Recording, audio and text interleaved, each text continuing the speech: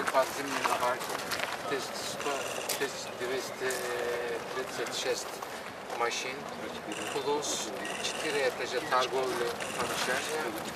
Дальше идет 28 этажей офис и гостиница, оператор будет здесь. Здесь 37 этажей бизнеса? Нет, резиденция. Апартамент. Да, это здание, это замечательное место находится сейчас. Самые высокие здания в Бишкеке и Кыргызстане.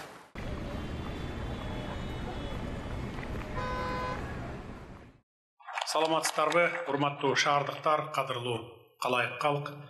Биз азыр Кыргызстандын жүрөгү болгон Бишкек шаарынын так борбордук бөлүгүндө турабыз. Өзүңүздөр билгендей, бул жерде мурда жалпы кыргызстандыктарга белгилүү болгон Нарын рестораны бар эле. Мына ушул жерге жаңы көп кабаттуу, көп тармактуу комплекстин курулушунун пайдубалын түптөп, мезгил тусун салууга чогулуп отурабыз. Мен Бишкек шаарынын борбордук бөлүгү деп жөн жерден токтолгон жокмун. Себеби бүтүндөй бир эгемендүү мамлекеттин борборунун чок ортосуна курула турган курулуш борбор калабызга көрк берип, заманбап дизайны менен айырмаланып, шаардыктарга ыңгайлуу шарттары менен жайлуу бир имарат боло турганын баса белгилеп айта кетейин. Көп тармактуу комплекс дегенибизде анын ичинде мейманкана бөлүгү менен кошо жеке ишкерлер үчүн жайлуу кеңселер, соода жүргүзүүгө ыңгайлуу жайлар да болот. Ал эми азыр бардык эле жерде талап кылынып, стандарт болуп калгандай, имараттын алдыңкы кабаттары автоунааларга токтотмо жайлар болорун айтып кетүүбүз абзел.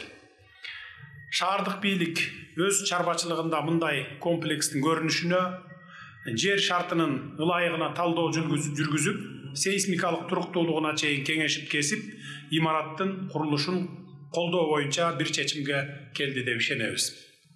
Себеби аты айтып тургандай, көп тармактуу комплексте көптөгөн жарандарыбыз иштей турганы, анын мейманкана бөлүгүндө дагы бир топ адамдар, күндүзү иш маалында мындай ири имаратка кирип чыккандар да арбын болорун эске алганыбызда, биринчи иретте курулуштун сапатына чоң маани беришибиз керек. Бүгүнкү күндө өлкөбүздө ушул сыяктуу бир катар курулуштар жүрүп, курулуш тармагында өнүгүп өсүү ыкчам темп менен баратат. Мен өткөндө дагы айттым эле, бул ирет дагы айта кетейин. Өлкөбүзгө инвестиция салып, курулуш курам деген ички сырткы инвесторлордун, ишкерлердин баарына кайрылат элем. Деги эле биздин мамлекеттик саясатыбыз инвесторлордун өлкө аймагында ийгиликтүү иш алып барышына жагымдуу шарттарды түзүү болуп саналат. Мына ошондуктан кайсы гана тармакта болбосун, бизде ишкердик кылууга ниеттенгендерге ар тараптан жеңилдиктер бар экенин эске сала кетейин. Мына ушундай 5 жылдыздуу дүйнөлүк брендтеги мейманканаларды салам деген инвесторлорго мамлекет тараптан көпчүлүк жеңилдетилген шарттарды түзүп беребиз.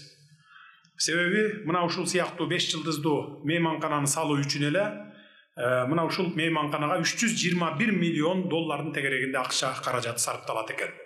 Ошондуктан биз дагы мамлекет тараптан инвесторлорго колубуздан келген жеңилдиктерди берели деп жатабыз.